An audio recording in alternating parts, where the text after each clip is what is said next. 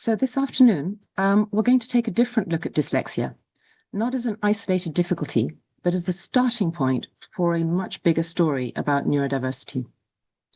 Ron Davis, who resolved his own dyslexia, gave us a model that is both practical and profound. The idea that disorientation is at the heart of dyslexia. And as we'll see, that same mechanism helps to explain why dyslexia so often overlaps with ADHD, with autism, with dyscalculia, and other neurodivergent learning difficulties. This isn't about deficit or disorder. It's about understanding the organizing thread and reclaiming the brilliance that comes with it. So I'd like to start by posing a question. What if we've been looking at neurodiversity all wrong?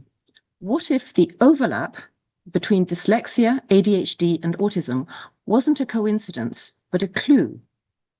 When we look at the statistics, it's clear. Dyslexia overlaps with ADHD, ADHD overlaps with autism. Many dyslexic people also experience dyscalculia.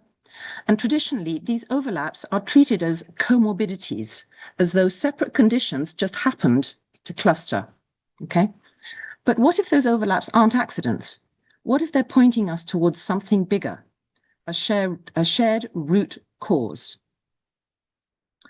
And just to give you fair warning, some of what I'm about to share may make you feel uncomfortable, as it will challenge the way you've thought about learning differences until now.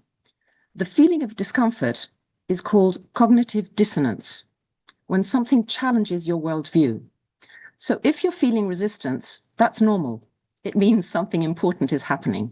And I simply invite you to approach this talk with curiosity, because in this brilliant neurodivergent mind's words, we can't solve problems by using the same kind of thinking we used when we created them. So let's start with where we are today. The traditional story goes like this. Dyslexia is about reading. ADHD is about attention. Dyscalculia is about maths. Autism is about social skills, and so on. Each label has its own diagnosis, which is treated as separate, and each has been explained away with phrases like, it's in the genes, it's a brain anomaly, it's caused by trauma. The focus is usually on deficits, what people can't do, and interventions aim at compensating for symptoms. But this fragmented model leaves us with gaps. It doesn't explain why overlaps are so common, or why the same person can be struggling in one area and exceptional in another. And this is not just about learning, it's about lives. And this is particularly close to my heart from the personal experience of my family. When we misunderstand neurodivergence, the cost to individuals, to families, and to society is far greater than most people realize, and it's growing. The toll of misunderstood neurodivergence is huge and too often invisible. We see it in the rising rates of anxiety, depression, addiction, and suicide. In schools, too many bright and creative children fall behind, or worse, start to believe they're broken, and adults face underachievement, career struggles, and unemployment. Addiction to screens, substances, or behaviors like porn often become coping mechanisms for untreated overwhelm. And in prisons, an estimated 50 to 80% of inmates have undiagnosed or unsupported learning differences. And families in search for solutions to fix what they and those around them don't fully understand. So they're just left feeling lost and confused, which only increases the anxiety and the fear. So this isn't just about learning in school, it's about lives. And how society responds to neurodivergent children shapes their entire life. I'd like to pause here and share a short but powerful video called Las Vidas de Mario, Mario's Lives. It shows how two versions of the same boy, one supported, one misunderstood, can end up with completely different outcomes. One version of Mario thrives with the right support. The other spirals into isolation, addiction, and despair. And it's a vivid reminder of how we respond, of the fact that how we respond to neurodivergent children doesn't just affect school performance, it shapes their entire lives. Let's watch. I can see Is that better? how you feel a little bit different than the other ones. I can feel how you see a little bit different from the rest of the world. And I know you will never talk to me, but you need to know that you'll always have the biggest place in my heart. And when you're young, I know that time is slow, but learn to be patient, because someday this difference will pay, and your time will come.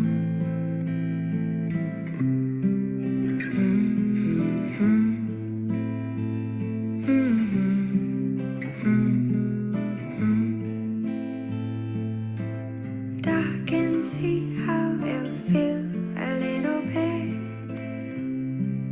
different than the other ones.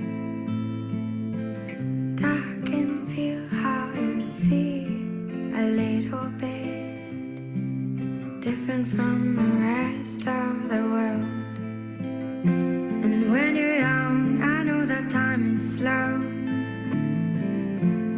but learn to be patient,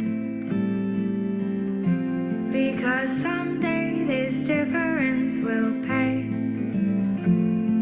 and your time will come.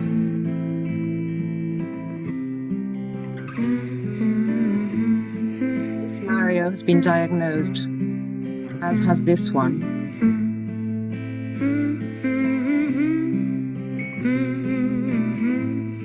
But ADHD is not just about Mario. Your support is part of the solution.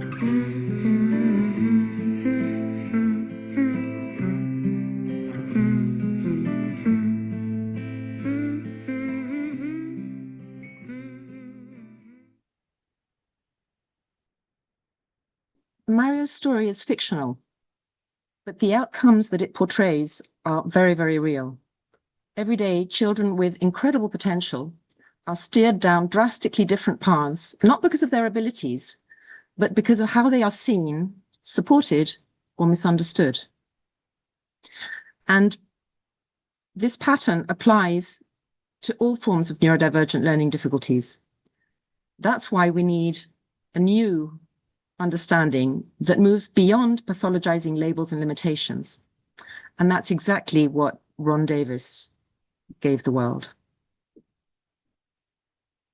So from personal struggle to profound insight, Ron Davis' experience became the foundation for a new way of seeing neurodivergent minds. Ron Davis' story is nothing short of extraordinary. He was born autistic and severely dyslexic. He was labeled uneducatably mentally retarded as a child. He didn't learn to speak until he was 17, and he didn't learn to read until the age of 38. But Ron was also a brilliant observer of his own mind, and he noticed that his symptoms varied depending on the circumstances and what he was doing. As a mechanical engineer with an IQ of 169, he turned inwards and started analyzing his own perceptual experiences to understand what was really happening. And then in 1981 came the breakthrough.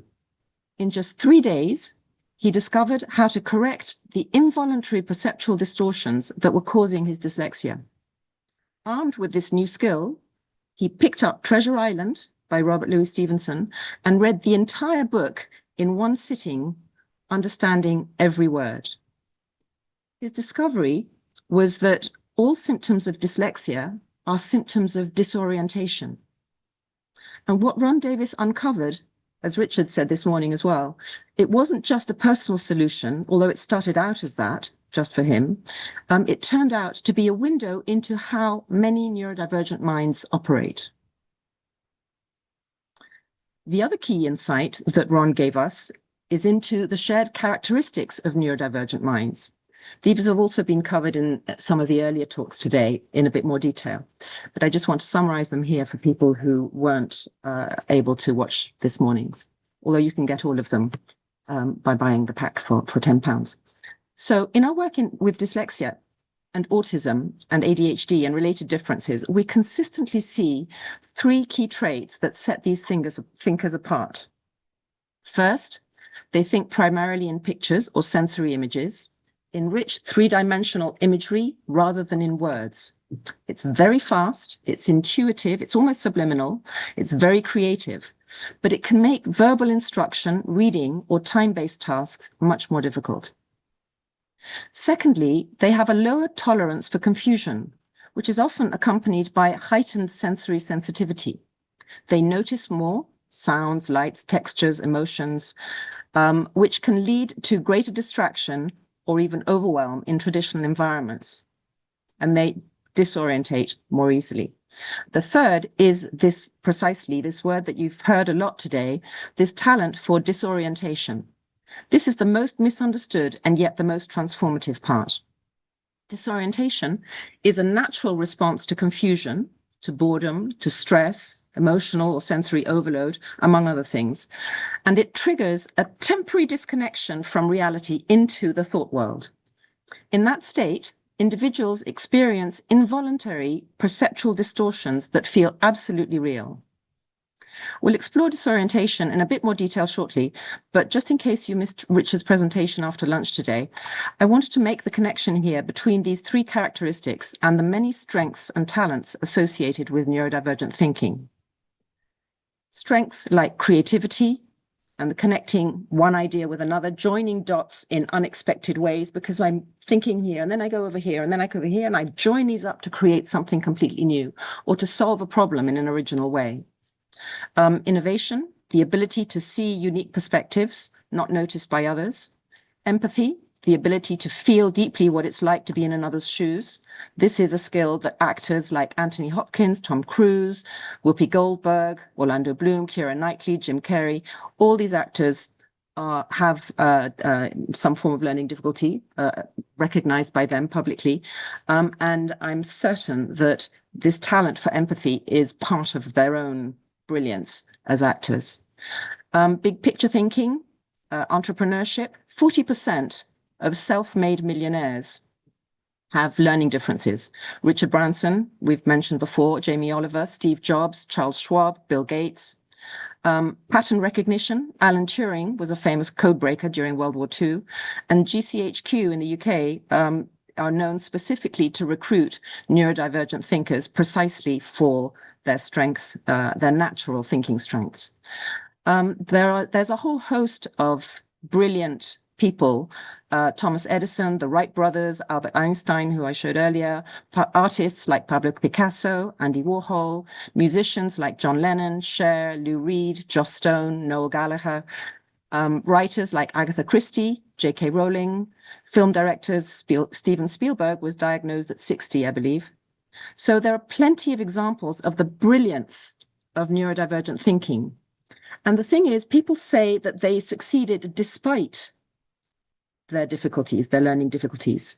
But in Davis, we know that they succeeded because of their neurodivergent difficulties, because those stem from this same root cause that leads to all these wonderful, wonderful strengths and talents. So let's explore disorientation in a bit more detail and how it impacts learning and living. Disorientation is a natural ability that all humans have. It's not a flaw. It's actually a form of sensory gating, which actually it's a medical term. It's the way our brain prevents overload by tuning out or distorting certain stimuli in order to resolve confusion and feel better. In other words, it's a survival response. And for nonverbal thinkers, it becomes their go-to creative problem-solving tool. Disorientation can be triggered by curiosity. Sorry, I'm catching up with my points. It can be triggered by curiosity, confusion, boredom, distraction, sensory or emotional overload, including trauma. And these experiences cause perception to shift from the real world, the perceptions, what we're taking in from the real world, into our thought world. And when this happens, we become mentally absent and our senses are distorted, affecting sight, hearing, balance, coordination, and time. It's a bit like if this is your brain, and when we're perceiving things accurately, the channels of information from the outside world into our brain are clear, and we're getting an accurate perception of reality. But when we're disoriented, it's like our attention turns inwards into our brain, and we no longer see what is happening around us, hear what is happening around us. Our sense of balance goes, our sense of coordination goes, and time becomes completely elastic. It can flash by, or it can drag on if we're not interested in what's happening. It's also important to note that whatever we're picturing or sensing, in our thought world feels absolutely real. So we can see it in everyday life. For example, on a train or in a car, if the carriage next door to you moves forward, you might feel like you're moving backwards. Okay. And that feels absolutely real. But then you realize, you look for your bearings and you realize that actually nothing's moved and that it was the train next door. When we daydream or we're thinking about something intensely, we simply don't hear what people say to us.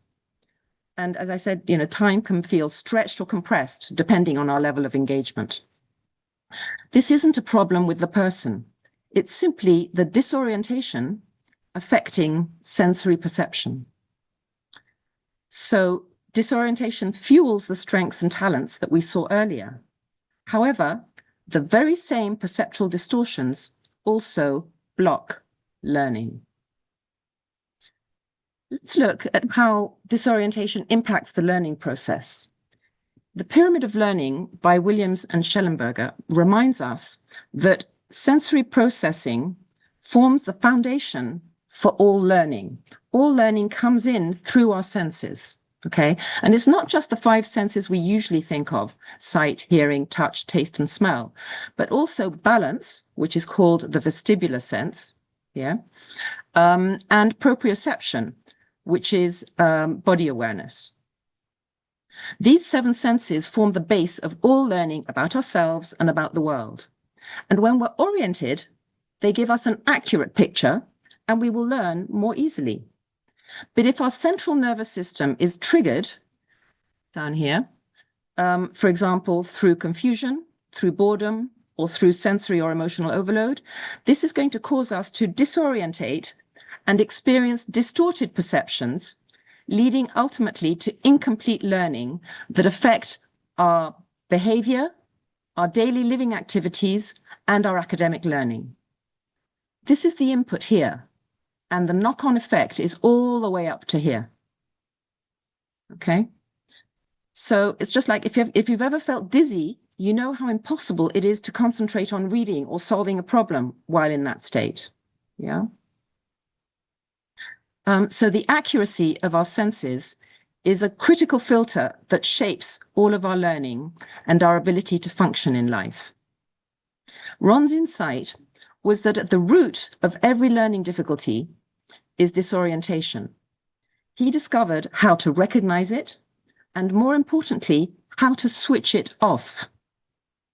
And that is what enabled him to read a novel when 3 days, cover to cover, in one sitting, when 3 days earlier he had been functionally illiterate. And that's what we help our clients to do, to recognize and control their involuntarily distorted perceptions. And it's a game changer, because when distorted perception is removed, then real learning becomes possible. For more information on disorientation and how it impacts learning can be found in both Kathy's and Richard's presentations today. So if you weren't able to watch them, Again, they are available. The recordings are available. So let's return to my first question. What if the overlap between dyslexia, ADHD, and autism wasn't a coincidence, but a clue? For decades, psychology, neurology, and psychiatry have all given us labels like disorders, but those labels explain very little, and they almost always miss the bigger picture. They don't capture the unique strengths that come with neurodivergent thinking. They don't explain why overlap is so common, like the fact that up to 40% of people with ADHD also have dyslexia, and vice versa. And our education system, it was built by verbal thinkers for verbal linear thinkers, lineal verbal thinkers. I'm getting my tongue twisted, which means that non-linear picture thinkers are often inadvertently excluded simply by the design of the system. And as a result, 15 to 20% of any given population are consistently left behind. At the end of the day, it's a paradigm is just a story that we tell ourselves about how the world works. And this story, the old story, isn't serving us. It needs to change. When we talk about neurodivergence, the first thing to understand is that these individuals are not broken, they are not damaged, they are not disordered. Okay. What Ron discovered is that the root cause is disorientation, and this one process explains why so many different profiles, dyslexia, ADHD, dyscalculia, autism, can look so different on the surface and yet overlap so often underneath. Now, that doesn't mean that life is easy. A unique combination of talents can sometimes cause difficulties, especially in education systems built for linear verbal thinkers. More about that later. But this shift in perspective gives us something powerful. It gives us a new, integrated, strengths-based understanding from the inside that explains both the struggles and the brilliance. It addresses unanswered questions that traditional approaches haven't been able to resolve. And most importantly, it gives us practical tools for change, tools that come directly from Ron's own experience, overcoming his own significant difficulties, as I explained earlier. And they've been helping people for over 40 years. So why do we call it the Dyslexia Thread? Well, because back in 1981, Ron Davis's personal story began with dyslexia, trying to crack his own reading difficulties. And his breakthrough opened the door to understanding not only his own struggles, but the struggles and gifts of many other neurodivergent minds and neurodivergent difficulties. And so dyslexia becomes both the starting point and the thread that unravels the wider picture.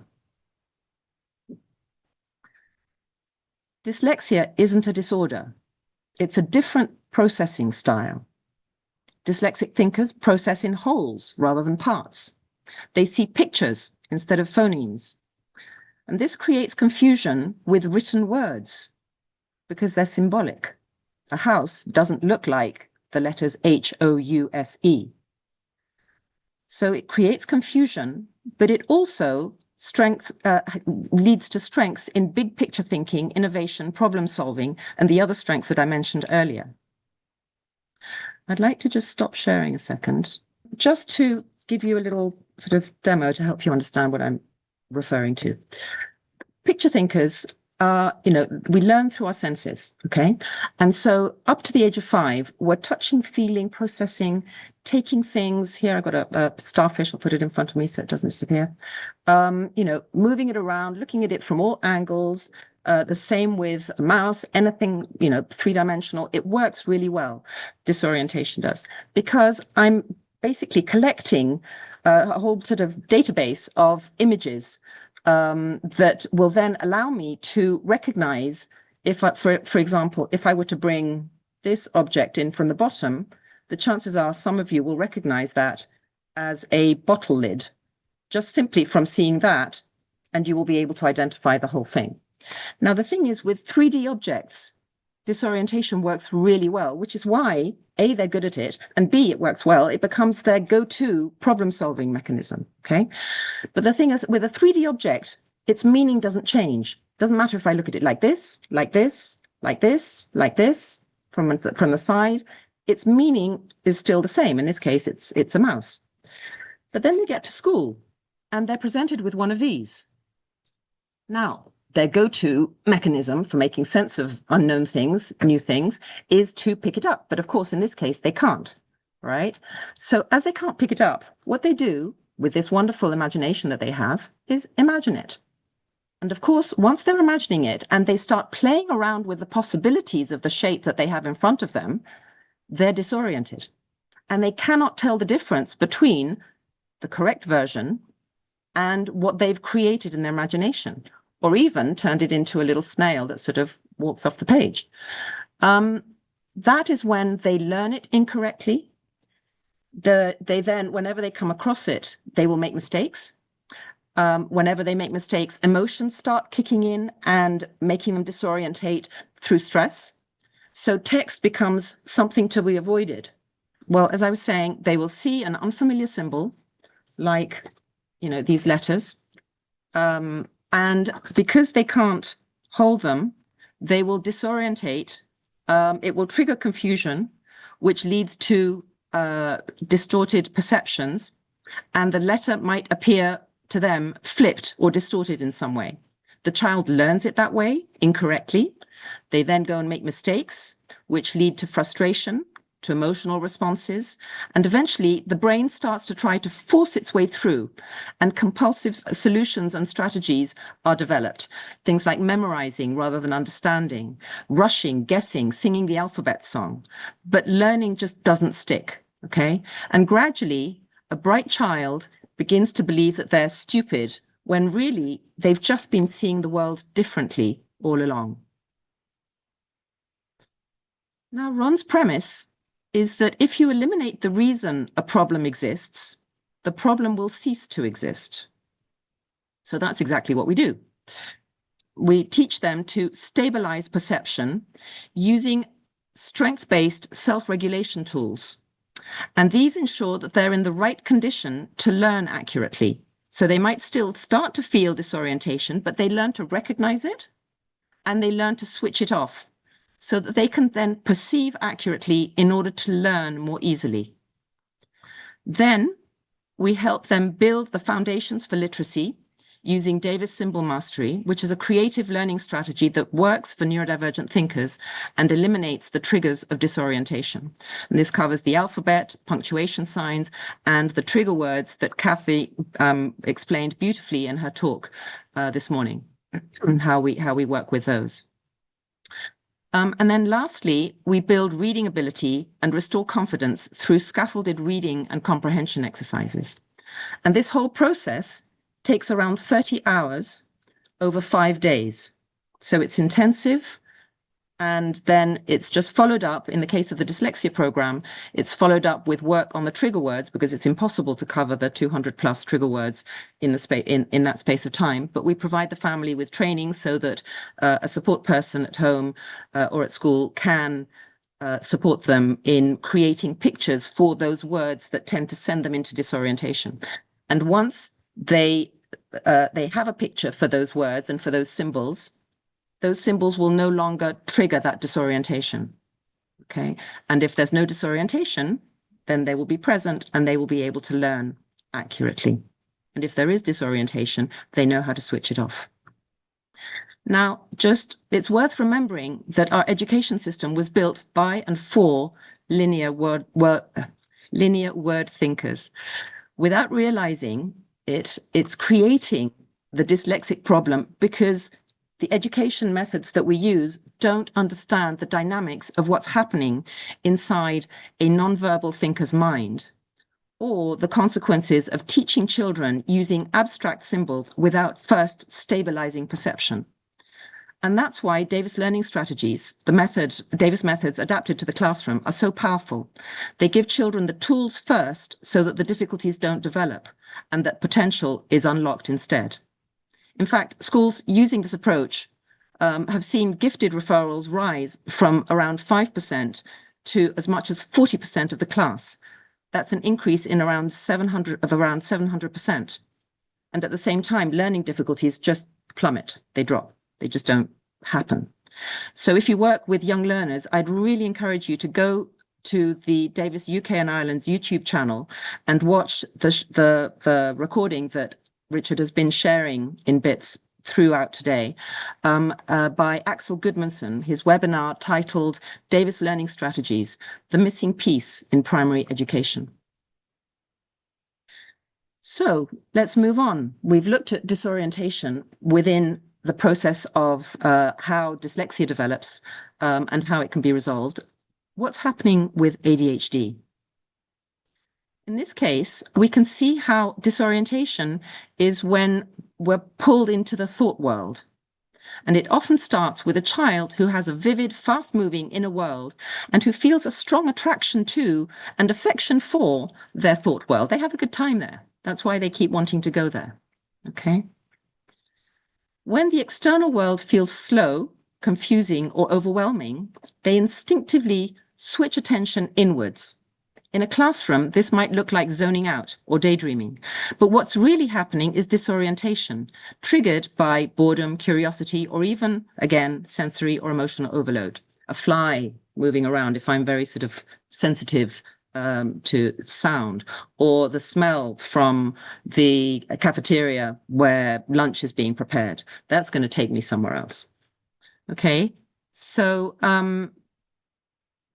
ADHD is in fact a misnomer because there is no deficit of attention for things that are meaningful and important to them. With everything else, that they experience what is known as inattentional blindness, and they simply don't see it, even when it's staring them in the face, like this child here, who's in front of a fridge that's full of food, but as far as he's concerned, there's nothing to eat. Okay. So this constant switching between their thought world and reality, I'm in thought world, I'm in reality, back to thought world, back to reality, back to thought world, and so on, means that there are temporary absences and therefore life doesn't string together. I see the beginning of things, but not the end. Or I see the end of things, but I don't connect it with whatever happened to make the thing happen, with the cause. And I certainly don't relate the cause to myself. I'm not aware of the fact that maybe something I did led to whatever outcome has just happened in real life. And so this constant switching between their thought world and reality, it's like watching multiple movies at the same time. And the result is that they miss what's happening right in front of them in the real world. And this leads to gaps or distortions in their understanding of the mechanics of life and key life concepts like cause and effect, time, and order, which are all essential foundations for learning, planning, and functioning in real life, in daily life. But it's not about a lack of willpower. It's not that they don't want to. What looks like inattention or chaos is simply the outward sign of a brilliant mind missing a few key pieces. And once those pieces are in place, everything can change. Here's another of Ron's premises, that all knowledge is experiential. So again, that's what we build on, experience. And again, step number one is to stabilize perception with their personal off switch, these self-regulation tools that utilize their picture thinking strength and that enable them to manage their attention, their emotions, and their energy. Okay. Then we master the incomplete or missing life concepts. Okay. First, we do each one of them in clay. These are the concepts that Ron found that he really needed to go through and to master physically in order to understand life. Okay, so we master them first in clay and then through real world experiences. So as Richard said earlier, it's not about learning in a traditional way. There are no notes, there's no homework. It's all about learning an idea, an abstract idea through clay, and then spotting that idea through activities like we will be, building domino runs over here, or we will be cooking over here, or going and exploring the local market or whatever. and spotting these consequences, or sorry, these concepts in those real life experiences, okay? And mastering these concepts helps individuals to better understand the world they live in, to improve their capacity to recognize, create, and maintain order, which they have not been able to do up until that point, and to strengthen their ability, essentially, to take responsibility for themselves, all of which have an impact on their emotional state. Because if I feel back in control of my life, my anxiety is going to decrease because I've got a greater sense of control. Okay. This whole process takes 36 hours. At least, well, some facilitators do it in 30 hours. I do it in 36 over 6 days. And again, in an intensive way. And depending on the type of attention or executive function difficulties being experienced, we also have a longer program called Davis Concepts for Life, which takes approximately 72 hours over 12 days, or that one can actually be spread out a little bit longer. The length basically can vary depending on the individual and their needs. But these life concepts, the missing life concepts that explain the mechanics of life, can be learned, can be internalized in a fun way that works for the way these brilliant minds think. Now, here's a question. Some experts say that ADHD is a consequence of an immature prefrontal cortex, because the prefrontal cortex, now just for those of you who don't know much about the brain, we've got our emotional sort of center in the middle here, which is the amygdala, and then there's the front bit of the brain, which is where the prefrontal cortex is. And in people with ADHD, they've identified that it tends to be much less developed than in people who don't have ADHD-like symptoms, okay?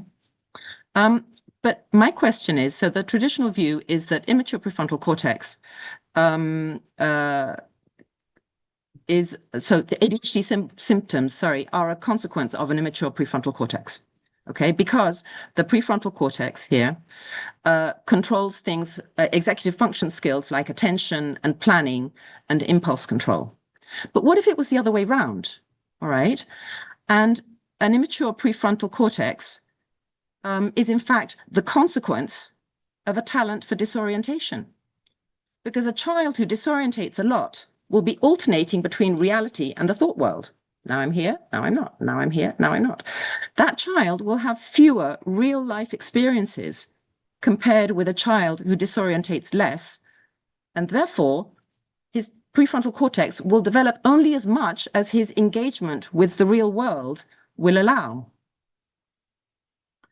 And in my view, this is one of the biggest dangers of the screen-based childhood, a term coined by Jonathan Haidt, the author, or H-A-I-D-T, the author of The Anxious Generation, which I highly recommend that you look up or watch videos by him.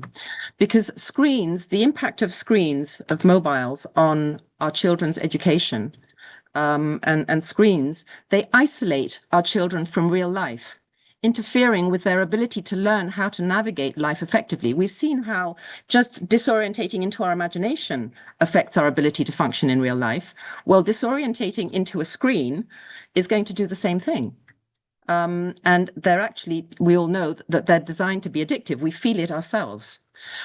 Screen-based entertainment or material also raises the threshold for stimulation, making anything other than a screen, e.g. real life, seem boring by comparison. And so if life is boring, what am I going to do? Disorientate into my imagination or disorientate back into my screen that keeps me nicely entertained?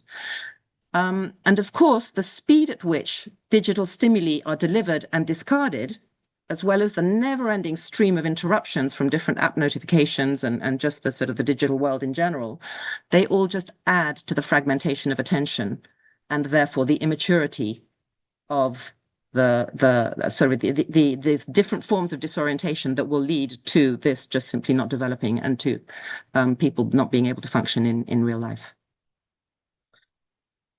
Right. Everybody still with me?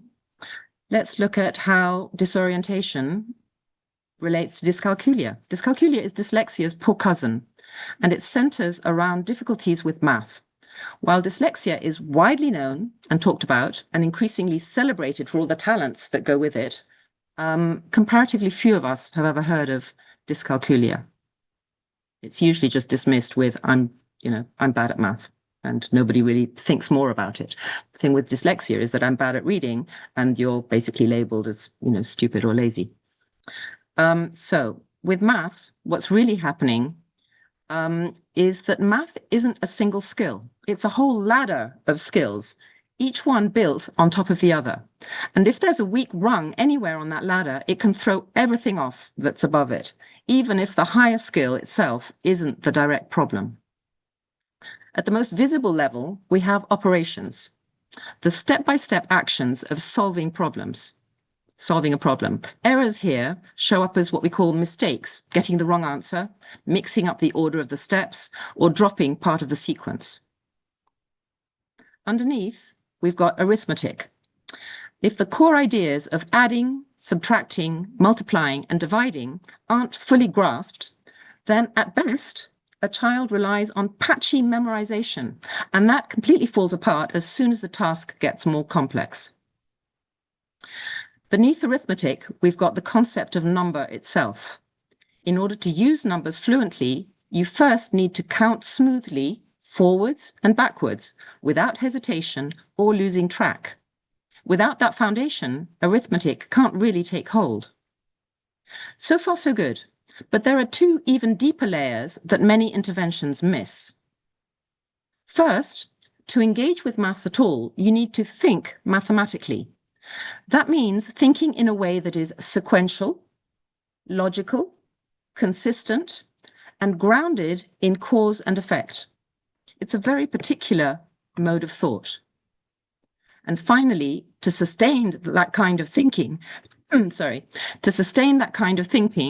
your focus has to stay steady from start to finish.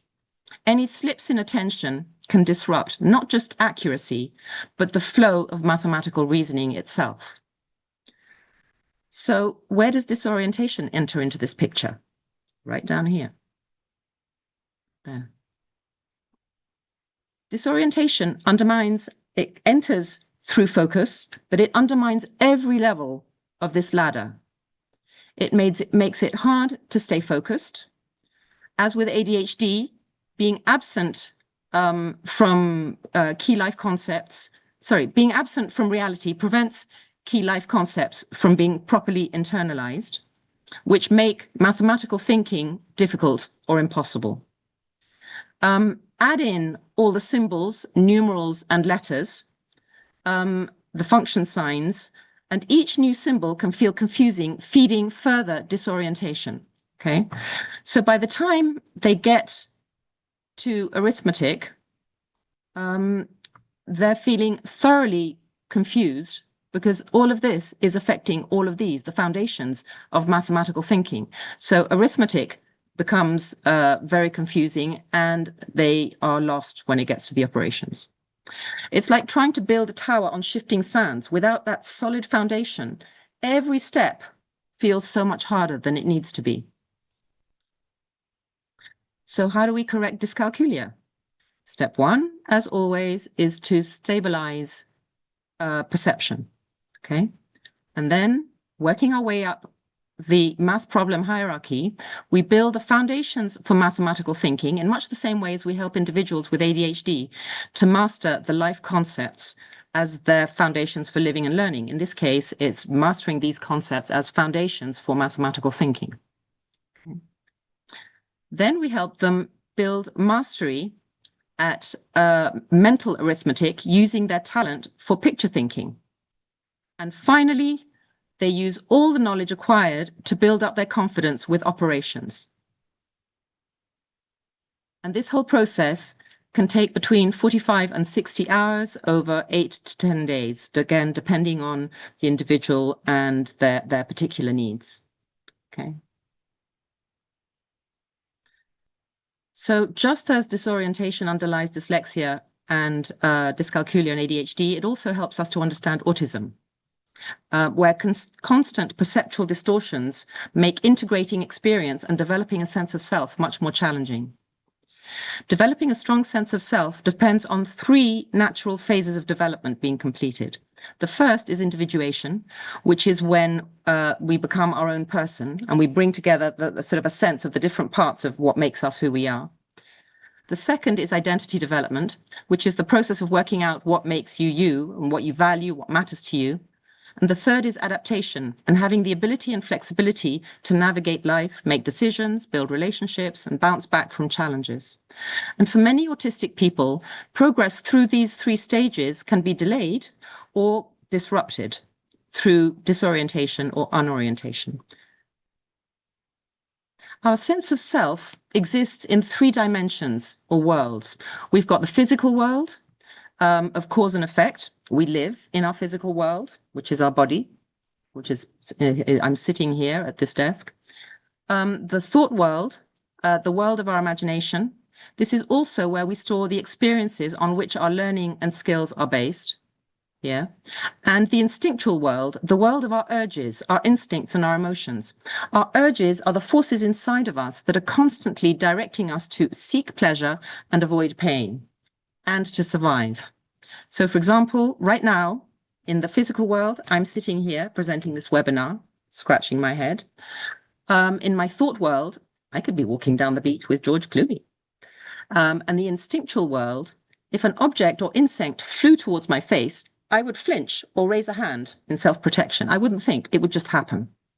Okay, so those are the 3 worlds that we inhabit, basically, as different dimensions, as it were, of ourselves. In these 3 worlds, when they're integrated, we call that individuation. It's that first stage of being aware that we are a separate being. And it's our first job, and it happens between birth and the age of 2. And this is when we gain this awareness of ourselves as an individual separate from others. And this is why the terrible 2s happen when they do. The increased desire for independence, the increased saying no, the temper tantrums because they want something and they want it now. All of that kind of stuff comes from individuation. And basically, those of us who follow neurotypical development are able to integrate and exist in those 3 worlds.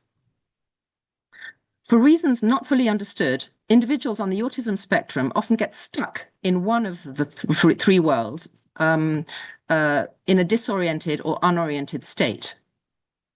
Okay, without a stable natural orientation, they cannot fully complete the process of individuation. They need to have a stable orientation point in order to be able to perceive the world accurately, or in a relatively stable world. Unoriented autistic individuals live mainly in the instinctual world over here, okay? And if they have a fragile sense of self, they might have started to individuate, but they disorientate a lot, then they will live mainly in the instinctual and the thought worlds. In both cases, they lack any clear understanding of the mechanics of the physical world. As you can see, there's a break here. There's no connection. So without understanding an understanding of the physical world, life simply doesn't make sense. Okay, I will be in the physical world and something sends me into the instinctual world. Chaos ensues. Or I'm in the thought world and but my thought world is disconnected from the real world, and so again chaos ensues, and so on. Without being grounded in the physical world, life concepts do not develop properly, and the individual will have trouble navigating life. The resulting randomness and unpredictability of life triggers their autonomic nervous system, leading to feelings that range from anxiety and stress, especially in social situations, through to closing off from the world in the case of severely autistic individuals. Life basically feels really hard and confusing. Okay. Ron Davis's personal mission is to help others like himself, giving autistic individuals a roadmap to live their own life without losing what makes them unique. And based on his understanding of his own journey, he developed a special method that helps individuals on the spectrum, anywhere on the spectrum, achieve a stable orientation point. And we do that with the Davis auditory orientation process. From there, we guide them along a developmental roadmap based on Ron's experience and the life lessons that he identified as essential, so that they can better understand themselves, their physical world, their thought world, their instinctual world, as well as the world in which they live. Okay, they understand themselves and they understand life. And then finally, we complete the process with a series of relationship and social identity concepts that help them understand and feel more comfortable in their social interactions with other people. But unless they have a sense of personal identity, they're not going to understand that anybody else does or understand how to connect with other individuals around them.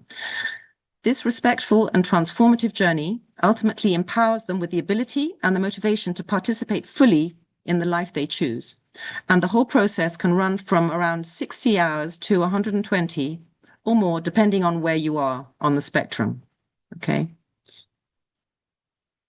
So whether we look at dyslexia or dyscalculia or ADHD or autism, we can see different challenges on the surface, but underneath it's the same underlying pattern.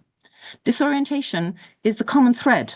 And when we understand this root cause, the whole picture of neurodivergent thinking starts to make sense. And this is where Ron's work is so important. Ron experienced and resolved his own dyslexia, and from that journey, he gave us a model that is both practical and profound. And for more than 40 years, his methods have been helping people all over the world, showing us that what worked for Ron can also work for others.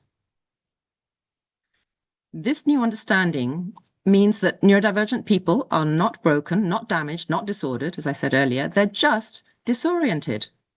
What we're seeing is a natural ability that sometimes misfires under certain conditions. And that explains both the strengths and the struggles and the overlap between all these different labels and why the overlaps are so common.